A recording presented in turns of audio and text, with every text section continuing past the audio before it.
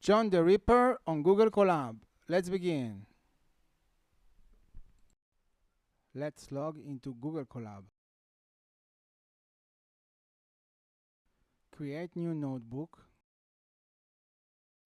You can keep the runtime setting on none because we're not going to use GPU in this lab, only CPU. Click on code, run !bash and run the code. As you can see, we got a bash shell terminal. Run the command lscpu to see how many cores and which type of CPU we got and the speed of the processor. Let's update the repository server by running the command apt update. Okay, let's download the Git package, the C compiler, the necessary packages. Now write the command git and clone from the official John the Ripper GitHub repository. And as you can see, if you run ls, you see that we got a new folder that's called John the Ripper. Let's change directory to the source subdirectory and run the config command in order to get ready for compilation. Then run the command make, and now the compilation process starting. It's going to take a couple of minutes. After the compilation process succeed and we got all our objects, file and directory. Now we need to install by running the command make space install. Let's navigate to the run folder under John the Ripper, and if you type the command /john, you can see that we're running the latest version 1.9 jumbo bleeding or whatever, it's the last version. Let's create wordlist folder and navigate to this folder. We call it wordlist.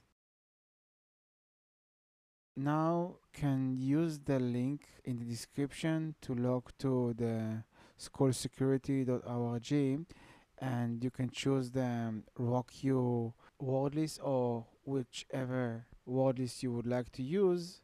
As you can see, there's many options here, but I can see that the rockyou version here is from 2018. So if you will quick search on any search engine, you can see that there is up-to-date versions on GitHub or many forums, many links you can download from Mega and also from torrent sites.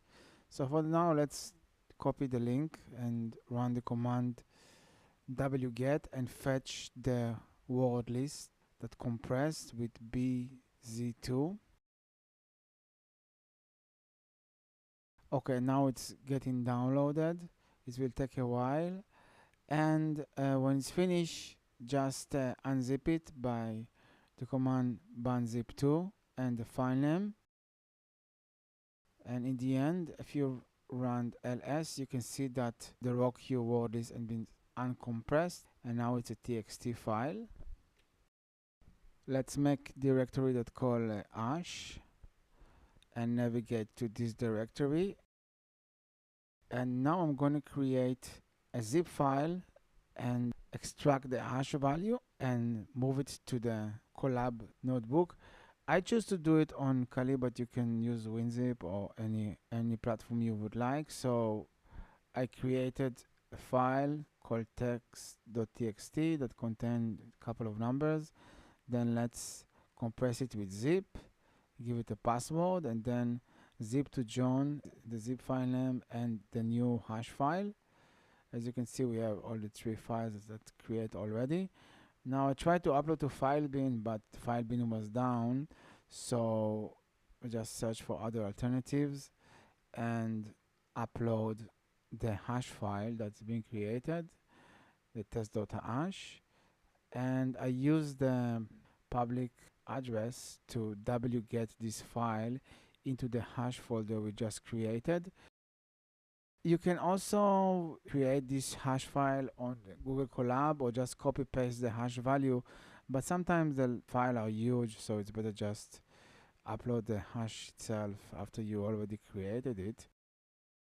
Okay, so you see that in the hash folder we have the hash file, And if you go back to the content directory, you see that we have the hash folder, the johntheripper folder, and the wordlist folder. Let's go back to the run folder under johntheripper.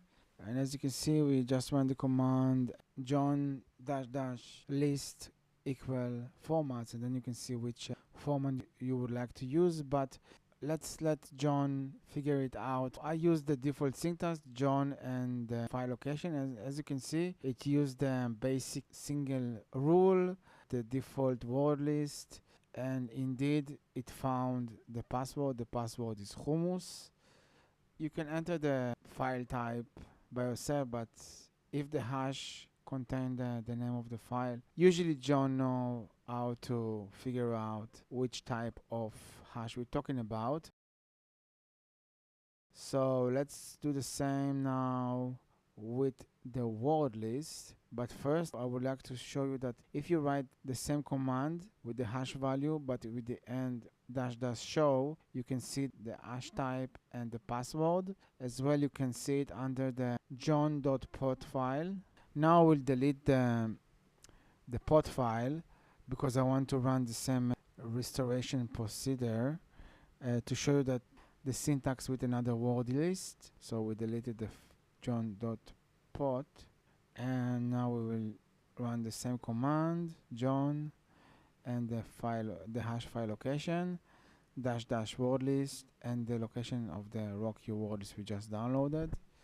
And now it's used the word list, and we found the password. It's the same password, it's hummus.